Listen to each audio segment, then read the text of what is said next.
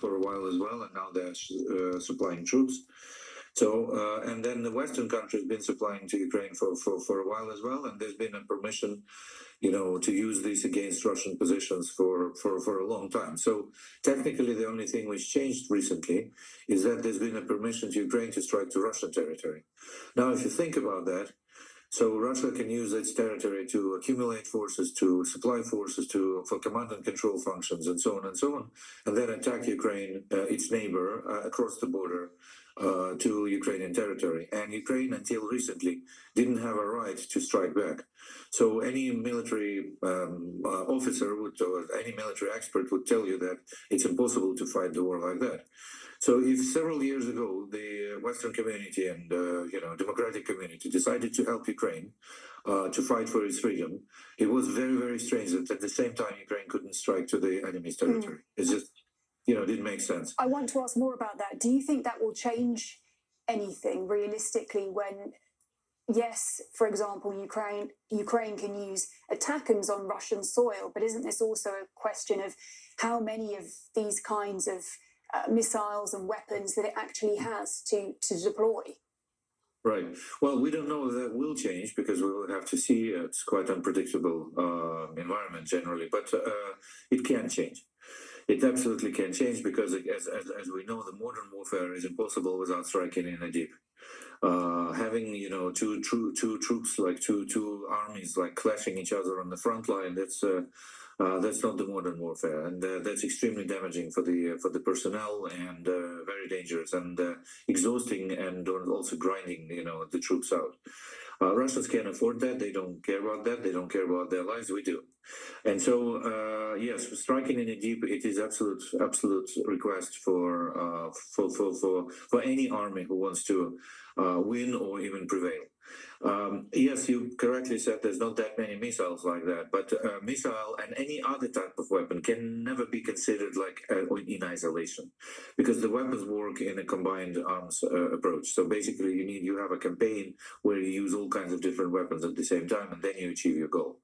And is this like long-range strikes are critical, and they are critical enablers for the success? Yes, absolutely they are.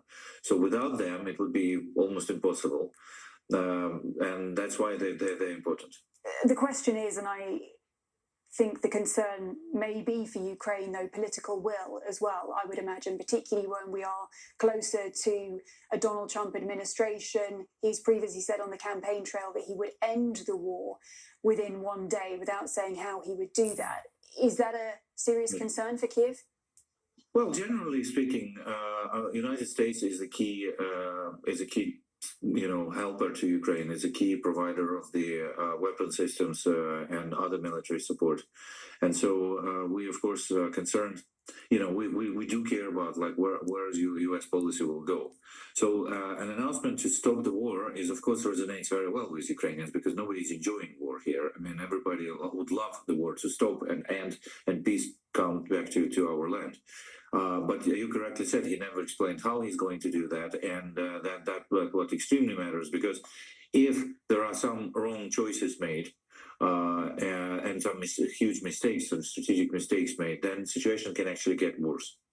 And that's what we're concerned about, that situation doesn't get worse. However, I have to say, with the approach of the reactive and a piecemeal and step-by-step and constantly cautious, like we had before from the United States, it's also not a very good scenario for us, because it's simply constantly grinding out the potential of Ukraine. And so we need more resolved strategy how to deal with Russia. And then I believe Russia can, understanding that it's going to lose some way, then it will consider seriously stopping the war. Donald Trump's sentencing in his New York hush money trial is being delayed indefinitely. Mr. Trump was found guilty in May of falsifying business records to cover up an alleged sexual encounter with the porn star Stormy Daniels, but his sentence had yet to be decided. He now won't face punishment for at least the duration of his upcoming second term in office, which ends in January 2029.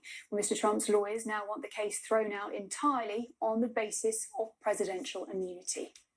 Well, meanwhile, Mr. Trump's lawyer in his first impeachment trial is set to serve as his Attorney General.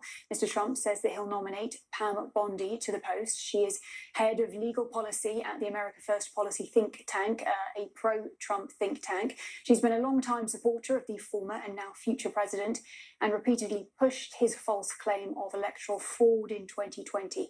Ms. Bondi was a career prosecutor who served for 8 years as Florida State Attorney General before becoming a lobbyist for the government of Qatar. Now, in 2020, when then President Trump was impeached by the House of Representatives, she returned to government to serve as one of his defense attorneys, presenting his case at his trial before the US Senate. Of course, Mr. Trump had picked Florida Congressman Matt Gaetz for the role, but the former congressman withdrew from consideration amid a sex scandal. The Attorney General has wide powers to initiate or close down criminal investigations and prosecutions. And of course, Ms. Bondi would also have to be confirmed in the role by the Senate. To talk about all of this now, I'm joined live by Congressman Jake LaTurner, a Republican representing Kansas's 2nd District. Congressman, thank you very much for being with us here on BBC Thank you News. for having me. Thank you. I'd like to start with the President-elect's appointments and the position of Attorney General. Matt Gaetz, of course, as we were just discussing, withdrawing. Pam Bondi being put forward. What do you make of that?